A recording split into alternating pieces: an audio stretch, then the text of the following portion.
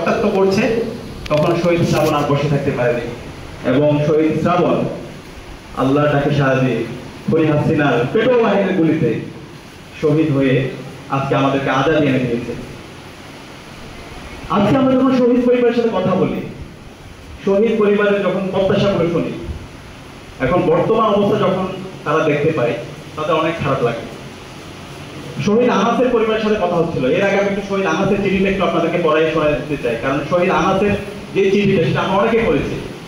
সেই আনাসের চিঠির মধ্যে আমাদের অনেক কিছু আছে।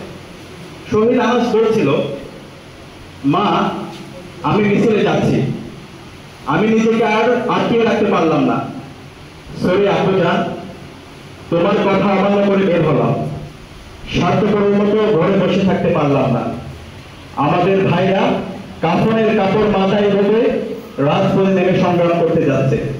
যদি প্রতিবন্ধী কিশোর, 70 বছর বয়স্ক ল্যাংড়া মানুষ সংগ্রামে নামতে পারে, তাহলে আমি কেন বসে থাকবো?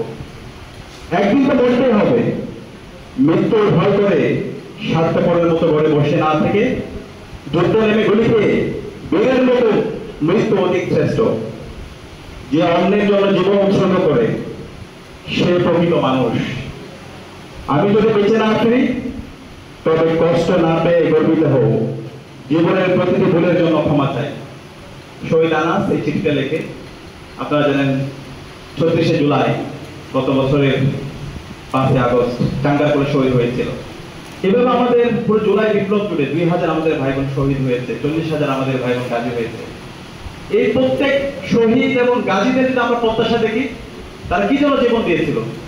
একটি বৈষম্যহীন ইনসাফ ভিত্তিক বাংলাদেশ বিনির্মাণ করা, যে বাংলাদেশে আর কোনো জুলুমতন্ত্র থাকবে না, যে বাংলাদেশে পরিচয়ের কারণে কেউ বঞ্চিত হবে না, যে বাংলাদেশে সেই প্রেমিং ট্যাগিং এর রাজনীতি চলবে না, যে বাংলাদেশে আর সেই চেতনার রাজনীতি চলবে না। এবং এখানে পূর্ববর্তী বক্তারা বলেছে যে শাহবাগ কায়েম করার মাধ্যমে বাংলাদেশে কালচারাল ফেসিজমের মাধ্যমে খুনি হাসিনার যে অবৈধ শাসনকে বৈধতা দেওয়া হয়েছিল এবং বাংলাদেশে ডিহিউম্যানাইজেশনের যে কালচার তৈরি হয়েছিল, সেই কালচার আর কখনো ফিরে আসবে না। কিন্তু আজকে 1 বছর পরে যখন আমরা পর্যালোচনা করি, আজকে শহীদদের রক্তের উপর যাদেরকে আমরা ক্ষমতায় বসিয়েছি, আজকে আমাদের খুব কষ্ট লাগে। এই অন্তর্বর্তীকালীন সরকারের যারা দায়িত্বশীল ব্যক্তিবর্গ আছে, তারা এই শহীদদের যে আকাঙ্ক্ষা, শহীদ আনাসের যে আকাঙ্ক্ষা, সে আকাঙ্ক্ষাকে তারা ধারণ করে না। আজকে 1 বছর পরেও আমাদের শহীদদের তালিকা প্রকাশ নিয়ে কথা বলতে হচ্ছে, শহীদ পরিবারের পুনর্বাসন নিয়ে আমাদের কথা বলতে হচ্ছে, আমাদের গাজী যারা আছে তাদের ট্রিটমেন্ট নিয়ে আমাদের কথা বলতে হচ্ছে, বিচারের দাবিতে আমাদের এখন পর্যন্ত কথা বলতে হচ্ছে, সংস্কার নিয়ে আমাদের এখন পর্যন্ত কথা বলতে হচ্ছে। ফেস্টিভ্যালের যে উপাদানগুলো আছে, সেই উপাদানগুলো এখন পর্যন্ত সকল প্রতিষ্ঠান থেকে গেছে। এখন পর্যন্ত আমাদের পুলিশ সংস্কার হয় না, যে পুলিশ খুনি হাসিনা পুলিশ হেলিকপ্টার থেকে আমাদের ভাইদেরকে, আমাদের বোনদেরকে গুলি করে শহীদ করেছে।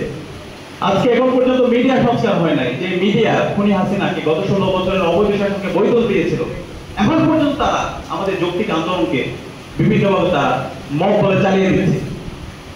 তো এই কষ্টগুলো আমাদের চেয়ে আমাদের শহীদ পরিবারের কাছে অনেক বেশি ব্যথিত করছে। তারা যখন আমাদেরকে জিজ্ঞেস করে আমার ছেলে কি জন্য জীবন দিয়েছে, এই ধরনের একটা অস্বস্তিকর পরিবেশের জন্য, এই ধরনের মারামারিকে নির্বাচনের জন্য, এবং যখন দেখি আমাদের এই আহতরা রাস্তায় রাস্তায় ঘুরছে, তাদের ট্রিটমেন্ট ব্যবস্থা হচ্ছে না, তাদেরকে বারবার লাল ফিতার গুরুত্ব দেখানো হয়। তো এই বিষয়গুলো আমাদের এখনই, আমি অনুরোধ করবো আমাদের দায়িত্বশীল ব্যক্তিবর্গ যারা আছে, অন্তর্বর্তীকালীন সরকারকে আপনারা দ্রুত সময়ের মধ্যে এই বিষয়গুলো আপনারা নজরে দিন। আমাদের শহীদদের যে আকাঙ্ক্ষা, আমার জুলাই যোদ্ধাদের যে আকাঙ্ক্ষা, বাংলাদেশের দীর্ঘদিনের সংগ্রাম, লড়াই, ফেসিবাদ বিরোধী আন্দোলনে যারা সহযোদ্ধা ছিল, তাদের যে আকাঙ্ক্ষা, সেই আকাঙ্ক্ষার আলোকে আপনারা এই জুলাইয়ের ঘোষণাপত্র এবং জুলাইয়ের সনদ দেন। আমরা আশা করবো ইনশাআল্লাহ অন্তর্বর্তীকালীন সরকারের দায়িত্বশীল যারা আছে, তাদের সে জায়গায় তারা দায়িত্বশীল আচরণ করবে। আর যদি এই জুলাই সনদ এবং জুলাই ঘোষণাপত্রে শুধুমাত্র একটি দলকে, একটি পক্ষকে যদি সুবিধা দেওয়া হয় এবং তাদের যে বয়ান, সে বয়ানকে এখানে নিয়ে আসা হয়, তাহলে জুলাইয়ের যে শহীদরা আছে, জুলাইয়ের যারা গাজীরা আছে, তাদের সাথে সুস্পষ্ট বিট্রয়াল হবে।